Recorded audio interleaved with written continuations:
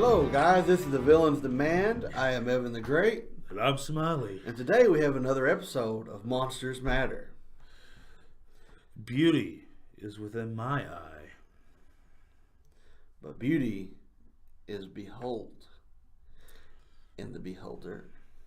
I don't know. He missed the reference. He got the reference, but then he missed the reference. Yeah, I checked that up. But anyway, that's what's That was crazy implying that I was a about this beholder. anyway. So, as your adventurers... We should have scripts.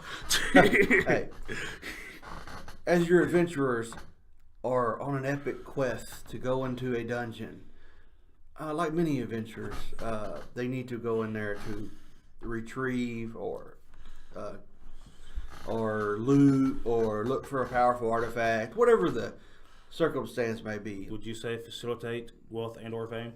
Yes. In this particular dungeon, they are going through their hallways, they're checking for things, they're looking for traps, they're on guard. As they go into a room that appears to have a large wooden table stretched across it with chairs. Lights around it, lighting up this room. And then, in the center of the room, almost appearing as a chandelier swings a circular ball with almost, looks like long eyes, long sockets with eyes on it. It's not moving very much as the players go up and they observe it. And once the players get into the room and they start to notice that this is not a light source, this is not an item, this is not a display, this is not jewelry. As this thing's eye opens and from the sides, many other eyes open. As one starts to feel his body turn to stone, and the other one starts to levitate off the ground. And that is when you've been in the eye of Beholder. Today we are doing my favorite monster, the Beholder. So much, to such an extent, does he love this monster, he went out of his way to make his own miniature for one. I did. I posted it somewhere way back in the day, but I need to get it and repost it. They're awesome. I'll let you kind of describe them, and then I feel when I need to kick in because I love them. The only commentaries between Beholder and Beholder is the fact that they are spherical in some shape, way, or form. Yep. Not perfectly spherical, it's somewhat spherical. Like a head, they have a single eye in the center of this head. They have a mouth. They have 10 additional smaller eyes on stalks around the head. Yep. Every other facet of the Beholder is what you choose for it to be. Correct. Whatever design, whatever looks, it doesn't matter. It's up to you. Because Beholders are born from dreams. Their own dreams, actually. Yep. Because such is the fuckery of the Beholder. They are one of the few monsters that D&D made for D&D. And they command that respect. They are a nightmare to fight. Not being able to choose at the beginning of their turns which way they're facing, and until their next turn, all magic in that direction within a 160-foot cone. 120 foot. 120-foot cone. No, 150 for your 150-foot cone. 120 for the eye spells. A lot of 150-foot cone. All spells Yeah. don't work. All current spell effects end, and no spells can be cast. You do expend the spell slots, though. Very important. But I believe it can't fire its eyes rays in that same range. I might be wrong about that. I believe that the way I always played it and the way it reads is kind of. I don't know if I'm doing it right, but whatever its area of its eyes are, the other eyes up top will work. They just have to be in a different direction. No, I'm talking about they can't shoot into that way. No, I don't think they do. I think the spell would end or the stop. But at the same time, it's not really a spell. I don't know. Yeah. Never thought about it like that. Here, let me see that real fast. I just need to check one thing. It works against the own beholder's eye, but I don't know about shooting from outside to inside. I don't know how that works. But anyway, as he's It's an anti-magic field spell. Yep. Anything magical ceases to function, so his eye rays will not enter. yeah, that's awesome. But man, if you want to use one of these, be cautious. I would say be cautious. If they encounter one, run it like it would. A beholder is not, for one, it's intelligent. It is very powerful. It's very intelligent. And it's awesome. I mean, they're a beholder for a reason, because they got all these powerful eye spells, anti-magic field, which shuts down magic users if it's pointing at it. It was the beholder to just fly over and bite, by the way. Yeah, and it can bite if you get close to it. And on top of that, it has the legendary actions. So that also shoot eye socks. So I would also argue that during this turn, the beholder would close his central eye, and fire its eye stalks, and open it back up. That's the way I would play it. So I would do it, but then let them use reaction spells in response to them. So, man, with your legendary reactions and its ability to take its turn and do 3 attacks, basically, 3 times per turn, it can do different things. So it could possibly bite and shoot 4 eye rays and move at the same time in one round. That is pretty insane.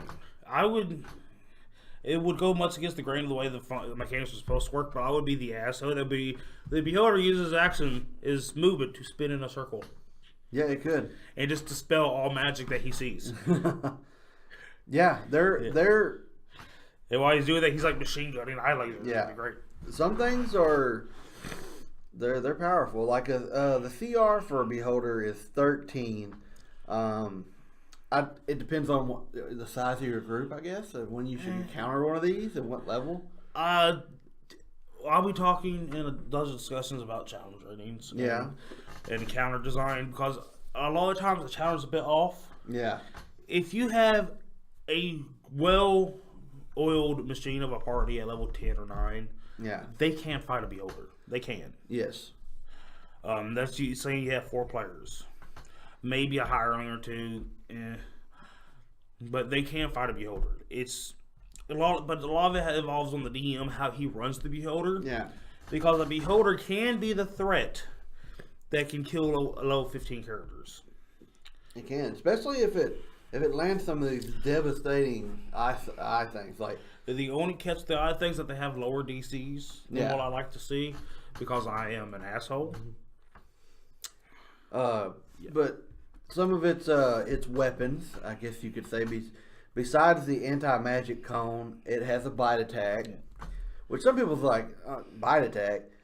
Plus, it's for wizards. Guess what? If it bites your wizard, they take 46 piercing damage. That's a lot. Yeah. 4 wizards, it's considered their hit dies a D6. Yeah. That's 4 levels of damage, bro. So on top of it, pulling his main eye, focusing on your spellcasters, which it would do. So they can't cast any spells. They're running around, their shit's getting dispelled, and then it bites them. And then it shoots its rays at your heavy hitters. I mean, this thing, especially if you don't know that it's about to show up, like you don't have time to plan for it, it could be devastating. But some of its eye rays, I guess we can go back and forth talking about some of them. So it has you can build these however you want, but the core ones that we'll be talking about, we'll go over those. But you can give them different spells, different abilities. I've changed some up before, and I've also made the beholder that I crafted a while back the ability to phase like a ghost, like through walls and stuff, which was beholders are awesome. Literally creatures of dreams, and that is shown in the diversity of different ones they have. Yeah, and even Volo's guide goes in depth about beholders and says like give them fire rays and all kinds of cool shit. Yes. Speaking of rays, one of the common ones is the charm ray. You want to speak a little bit about how that works? You make a charisma save, if I remember right. Wisdom.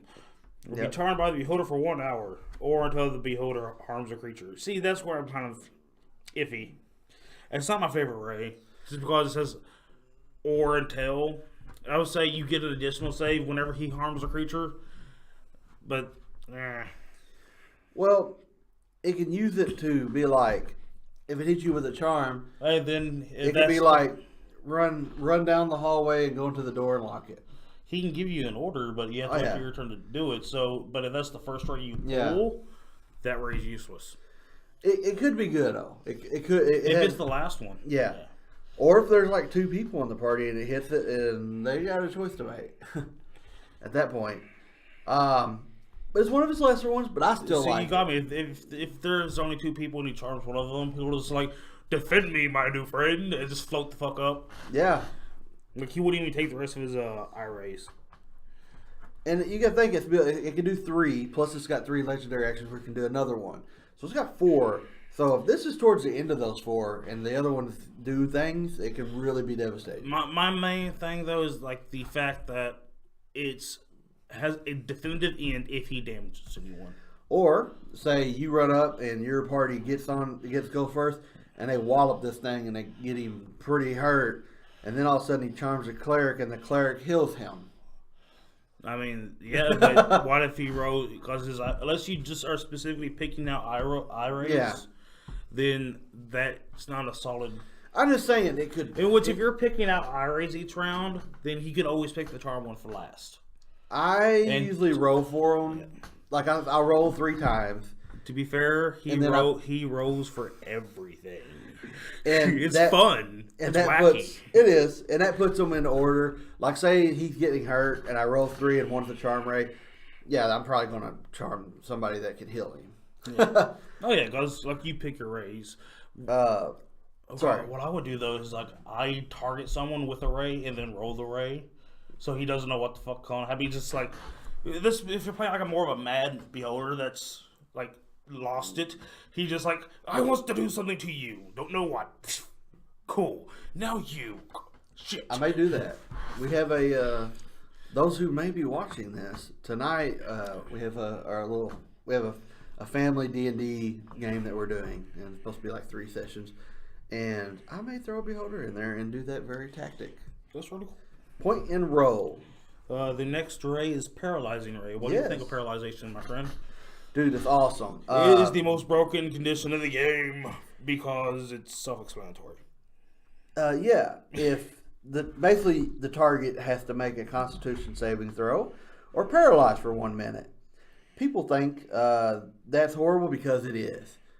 Have it hit you with a paralyzer ray, you just boom, you're done. I mean, for a minute, unless somebody runs over there and can remove what's it called? Can get you up somehow. But restoration. Paralyzing is no joke. And it's able to. Well, the thing with paralyzed though, if he decides to bite you, while you're paralyzed, crit. He has advantage. If it hits, it's auto crit. Yeah, so it's I hit the wizard there. I'm gonna roll there and bite him for 4d6 damage, 8d6 damage. That's bad. Then he just got fireballed, bro. Man, I like the paralyzing ray. It's very, very powerful. But also like the next ray coming up. I actually hate the next ray coming up. Man, we are completely opposite. I like the ones that are shitty. Because they're fun if they can pull them off. It is the fear ray. Well, it's fun for the beholder. Yes. Frightened is one of the worst conditions of the game, IMO, because you can't move forward. You have disadvantage on everything you try to do, except saving throws. It is. But this one you can repeat the saving throw at the end of each of your turns, which is fine. But a lot of frightened stuff, they say that you have to break line of sight first, which is why I have a problem with a lot of fear stuff. Yeah, you having to break line of sight. A lot of times in your party groups and your makeups, the party, I would say over half the time, has a way to get around this. For one, I believe a paladin does not get feared. Only after level 10. Yeah, and there's a good chance they're going to be level 10 fighting a beholder. They might be level 9. That's if they have a paladin, though. But no, they're the only ones that... Paladins and bards are the only one that have a party defense against fear. Paladins have an aura and no heroism, and bards have the heroism spell. Yes. And that is my problem with fear, that there's every other condition has multiple ways to deal with it. Fear has a paladin's aura and the heroism spell, and that is it. Yeah, and then there's And if your paladin doesn't bring heroism and wants to run into the dragon, yeah. What? and let the other half of the party in the back And that, fighting hey, because he wanted to be a hero. she. I'm talking about the player. Oh yeah. I'm a he. It can have. I mean, there's different ways, and I have to occasionally give him shit. and I About think that. the barbarian can also rage and knock the fear out, right? Depends on the barbarian. Yeah, there's. Yeah. I think there's a few different ways to handle fear, but it's still. Well, fear can either be fun or turn things to a slog. Yeah. The ability to save at the end of each turn with a reasonable DC is fun. The Beholder has a good fear effect. It's not a ridiculous DC. Yeah. As in, you have to have some kind of bonus to beat it. You can't roll 16 or higher on a die. Unless you have like a -4, which... I'm sorry, bro. You deserve that. Go ahead. But the ability to you get to save at the end of each turn is the primary thing that I feel is equatable and makes that fun. It does. Where things where you have to break line of sight to get a save is, in my opinion, I hate it. It's good for for players to use, but it's like because if you're in a giant circular room without doors, it's just fucked. But those three that we've talked about, if it has three, say it did all three of those, yeah, things could be fun. Oh yeah, Or you could die. Our next one on the list is the Slowing Ray. I love that spell. Also, a very good spell. The target has to make a dexterity saving throw on this, and on a failed save, the target speed is half for 1 minute. In addition, the creature can't take reactions and can only take one action or a bonus action on its turn, not both. The creature can repeat its saving throw at the end of each of its turns. So it's slightly better it's slightly better for the player than the slow spell, where the slow spell says if they take the attack action, they can only make one attack. Yeah. Slow, yeah, that can be very, very devastating. It's fun more than anything. Like if you have a monk or a fighter and you get hit with a slow ray, I think that really, really devastates them. Because you can't do the bonus action and the regular attack as a monk, and you only get one attack if you do it as a fighter, and your speed's halved and you're wearing armor. Yeah. Your melee based classes, I think it hurts a lot worse. Or if you, even like a archer, it hurts them as well. Because you can shut down them with that, and then you can turn your eye towards your spellcasters. Y'all starting to see how devastating a Beholder can be? Oh, they can be absolutely horrible, especially when consider their innovation ray is just a free blight spell. Yes. Speaking of that is our next ray. Yeah, and that's why I mentioned it. It's also a powerful one. Can you explain it, please? It's the blight spell. DC 16 con save, 8d8 damage, half on success. It's a simple effect that hits as hard as a cone of code. But it targets one creature, which is the bit of saving grace. Does necrotic damage, con, not unless a lot of players go for proficiency con saves. Yeah. Mainly to hold concentration. Yep. So there is a lot of classes give proficiency to con. So it does a lot of damage, but overall. Most of the party probably has proficiency, so they'll probably be safe. But if you're a necromancer or an Azamar, you have resistance. You do. Still a very frightening ray, a damaging ray at that. Our next ray is the telekinetic ray. This ray is basically what it says, but you got to make a strength saving throw, and if you fail the Beholder. I read that wrong. Go ahead. If you target a creature, they make a strength saving throw. On a failure, the Beholder can move the creature up to 30 feet in that direction, and they are restrained until the Beholder's next turn or until it's incapacitated. So this is a powerful move. I more like the second effect, where if the target is an object weighing 300 pounds or less, it is moved up 30 feet in any direction. He can also exert divine control over the object with its rays, meaning that he's now attacking you with a floating greatsword. Yes, and on top of that, if he hits you with a paralyzing ray and you fall down, Are you an object? you would be an object, maybe. You technically wouldn't be. It's when you're dead you become an object. I would say that, or what I was getting to, or it picks up I could pick up something very heavy like a column in the room and throw it on top of you. Rules as written, corpses are considered objects. Yes. One of the players dies. He uses Total Connect Ray to make them dance. And then flings them at people. That's mean. It's funny. It would. But, yeah, you Salt can in the wounds, bro. throw objects onto people. You can fling. There's a lot you can do with this. You can hold somebody at bay. So, a lot of really, really cool stuff. What's our next one, Rich? The Sleep Ray. Which is not as bad. It's like the Paralyzed Ray, but not as bad because you can be woken up easy. Yeah. Let you make a wisdom save or go. Still, You can be woken up if you take any damage or someone takes an action to wake you up.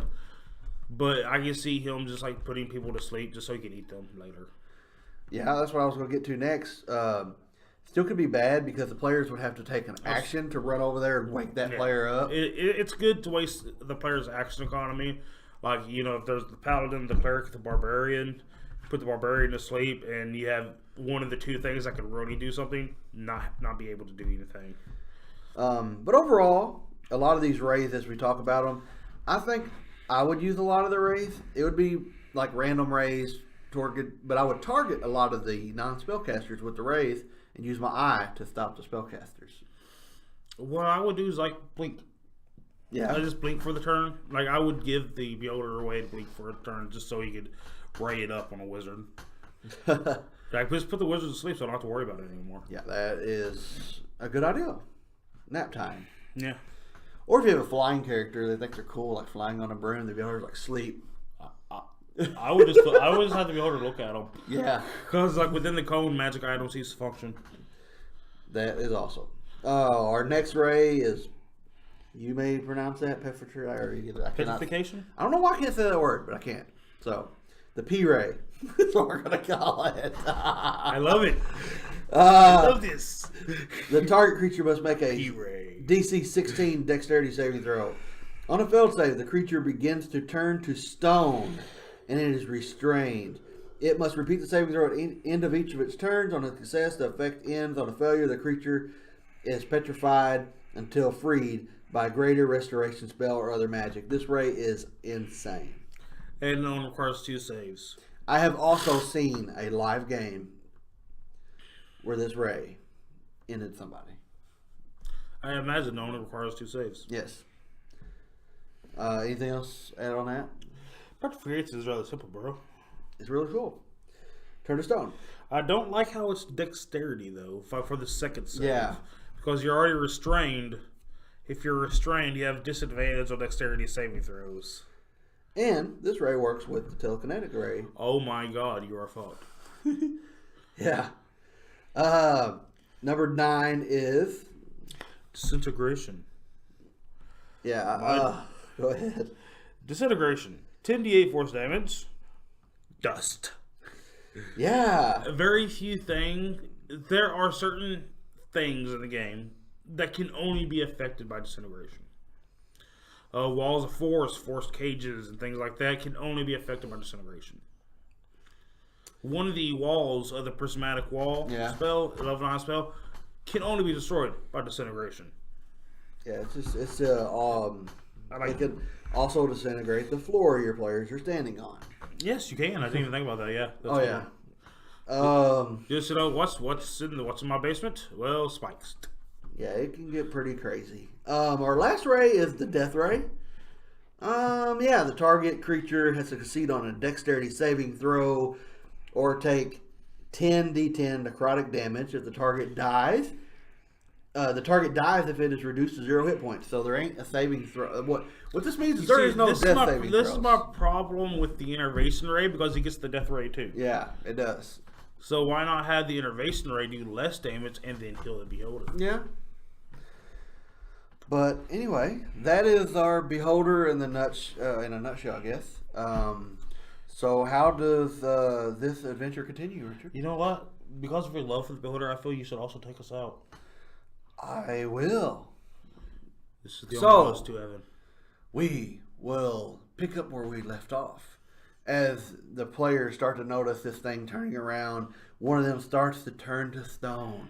As the players start to freak out, one starts to run away as he falls unconscious to the floor. The casters start to try to heal and pick up as the beholder turns in their direction and their spell fades into existence. And then he bashes them with their friend that is now turned into a stone club. Two gone. As he looks around as a wizard is trembling in the corner as he goes up to him and gives him the grin. As he also lifts him up through the air, holds him against the wall as he sees his life fade as the monster jumps. And the party is no more. Their items are a collection as they put into the center and around this room. So now it can get more adventurers to come in and try to get loot.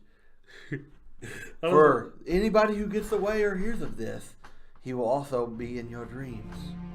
Forever live the mighty Tron.